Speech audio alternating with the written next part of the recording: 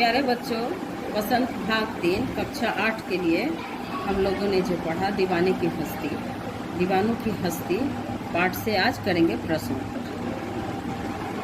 कवि ने अपने आने को उल्लास और जाने को आंसू बनकर बह जाना क्यों कहा है?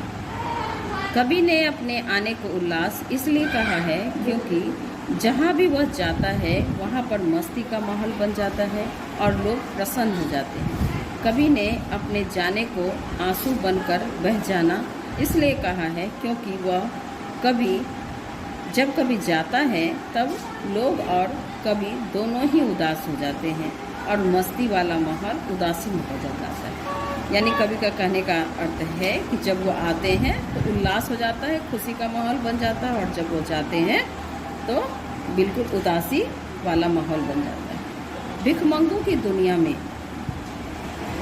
बेरोक प्यार लुटाने वाला कवि ऐसा क्यों कहता है कि वह अपने हृदय पर असफलता का एक निशान भाड़ की तरह लेकर जा रहा है? क्या वह निशान है या प्रसन्न है?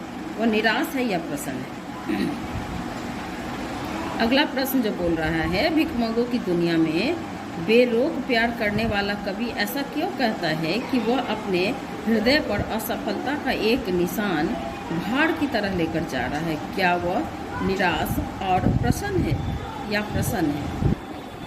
वह ऐसा उत्तर है, वह ऐसा इसलिए कहते हैं क्योंकि वह समझता है कि वह लोगों के मन में प्रेम और खुशियों के बीज बोने में असफल ही रह गया, इसलिए कवि निराश है। कवि के निराशा का क्या कारण है? क्योंकि कवि को ये लग रहा है कि वे लोगों के मन में खुशियों का बीज बोने से, खुशी देने से मैं असफल हो गया, इसलिए कवि निराश है। अगला प्रश्न है, कविता में ऐसी कौन सी बात है जो आपको सबसे अच्छी लगी? इस कविता में, दीवानों की हस्ती कविता में कौन सी ऐसी बात, ये प्रश्न जो है, कविता में ऐसी कौन सी बात है जो आपको सबसे अच्छी लगी? सभी का अपना अपना विचार होगा। इस कविता को पढ़ने से इस कविता में क्या बात अच्छी लगी, ये सभी लोगों का अपना अपना विचार होगा।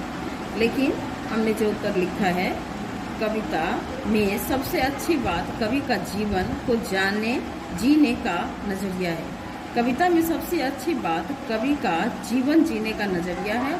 वह हर परिस्थिति में खुश रहना चाहता है और सबको खुश रखना चाहता है। इस कविता की जो सबसे अच्छी बात है वो यही है।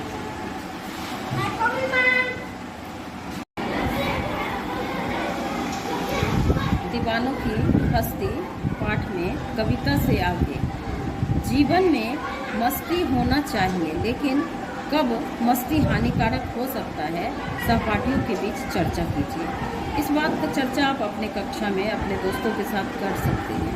बहुत सारे मस्ती करते हैं, लेकिन कभी कभी ये मस्ती हानिकारक भी हो सकती है। इतना ज़्यादा मस्ती ना कर ले जो हमारे लिए हानिकारक हो सकती है। आपस में आप अपने सहपाठियों में इस पर बातें कर सकते हैं। बहुत सारे लोगों के साथ ऐसी घटनाएं घट जाती है कि कभी कभी वो मस्ती गम में बदल जाता है, दुख में बदल जाता है। इसी पाठ से शब्दार्थ है हस्ती, अस्तित्व। अस्तित्व, किसी चीज़ का अस्तित्व होता है, कोई हस्ती, यही दीवानों की हस्ती जो है, यानी कि दीवानों का अस्तित्व। आलम, आलम मतलब दुनिया या माहौल। खुशी का आलम होता है, गम का आलम होता है, तो माहौल के बारे में बताया गया है आलम। स्वच्छंद, स्वच्छंद मतलब अपनी इच्छा के अनुसार चलने वाला, मतलब आज़ाद।